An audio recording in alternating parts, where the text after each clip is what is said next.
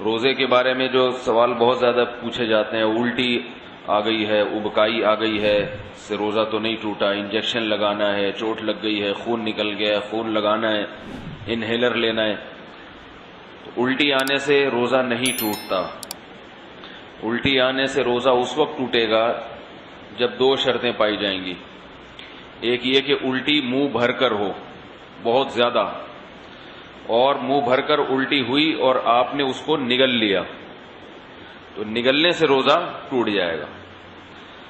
دوسری شرط یہ ہے کہ الٹی منہ بھر کر ہو، خود سے نہ ہو بلکہ آپ نے جان بوجھ کر کی ہو، منہ بھر کر اچھی طرح سے۔ منہ بھرنے کا مطلب یہ ہوتا ہے کہ اتنی زیادہ ہو کہ آپ اگر روکنا چاہیں تو وہ روک نہ سکیں، اس کو منہ بھر کے کہتے ہیں۔ ورنہ اب منہ ہر ایک کا جو ہے کیونکہ وہمی لوگ جو ہے نا، پھر وہ وہمی لوگ جو ہے نا وہ تنگ کرتے ہیں۔ وہمی کہتے ہیں اب مجھے پتہ ہی نہیں چل رہا کہ میرا منہ بھر کے ہوا ہے یا منہ تھوڑا ہوا ہے۔ تو بھائی اب منہ تو آپ کا اپنا ہے، میں تھوڑی پتہ لگا سکتا ہوں کہ آپ کا منہ بھرا ہے کہ نہیں بھرا۔ اس کا ایک فقہا نے ضابطہ بیان کیا ہے کہ اتنا کہ منہ میں روکنا اس کو ممکن نہ ہو۔ تو چھوٹی موٹی ابکائیاں آتی ہیں، چھوٹی موٹی الٹیاں آتی ہیں، یہ اگر نگل بھی لیں تو بھی روزہ نہیں ٹوٹتا۔ ابکائی آئی اور آپ واپس لے گئے تو نہیں ٹوٹتا۔ تو منہ بھر کر ہو اور آپ اس کو نگل لیں، یا نگلیں تو نہیں لیکن وہ منہ بھر کے خود سے نہیں ہوئی بلکہ آپ نے حلق میں انگلی ڈال کے قے کی ہے۔ تو عام طور پر ایسا کوئی کرتا نہیں ہے روزے میں، اس لیے اس کو اتنا بیان کرنے کی ضرورت بھی پیش نہیں آتی۔ اس کے علاوہ گلوکوز چڑھانے سے، انجیکشن لگانے سے روزہ نہیں ٹوٹتا۔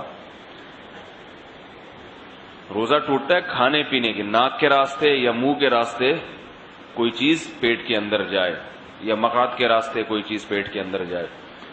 آنکھ میں دوا ڈالنے سے روزہ نہیں ٹوٹتا، خوشبو لگانے سے روزہ نہیں ٹوٹتا، خوشبو سونگھنے سے روزہ نہیں ٹوٹتا ہے۔ کان میں دوا ڈالنے سے روزہ ٹوٹتا ہے یا نہیں، اس میں علماء کا اختلاف ہے۔ پہلے جو ہمارے فقہاء ہیں انہوں نے لکھا ہے کہ کان میں دوا ڈالنے سے روزہ ٹوٹ جاتا ہے۔ اس کی وجہ یہ ہے کہ ان کا یہ خیال تھا کہ کان جو ہے نا یہ دماغ تک اس کا کوئی لنک ہے، ہم جب کوئی چیز کان میں ڈالتے ہیں تو دماغ میں پہنچتی ہے وہ، لیکن بعد میں جو ڈاکٹروں کی تحقیق ہے وہ یہ کہ کان میں کچھ بھی ڈال دیں وہ دماغ تک نہیں پہنچتی، نہ پیٹ میں جائے گی وہ، نہ دماغ میں جائے گی۔ تو اس تحقیق کی وجہ سے علماء کی رائے بھی تبدیل ہوئی۔ تو ابھی ہمارے اکابر کا جو فتویٰ ہے، یعنی سارے ہی ہمارے اکابر ہیں جو اس پہ خلاف ہیں، وہ بھی ہمارے ہی ہیں، لیکن مطلب یہ کہ جو میرے اساتذہ ہیں ان کا جو فتویٰ ہے اس بارے میں وہ یہ ہے کہ روزہ نہیں ٹوٹتا کان میں دوا ڈالنے سے۔ البتہ ہمارے ہی اکابر میں بعض اس کے قائل ہیں کہ ٹوٹ جاتا ہے، تو احتیاط یہ کہ نہ دوا ڈالی جائے، اور اگر کسی نے دوا ڈال دی ہے تو بھی کچھ نہیں ہوتا، انشاءاللہ روزہ نہیں ٹوٹے گا۔ آنکھ میں دوا ڈال دی اور اس کا اثر گلے میں محسوس ہوا تو بھی روزہ نہیں ٹوٹتا، سمجھ رہے بات کو؟ تو سر میں تیل لگانے سے روزہ نہیں ٹوٹتا، احتلام ہو جانے سے، نائٹ فال ہو جانے سے روزہ نہیں ٹوٹتا۔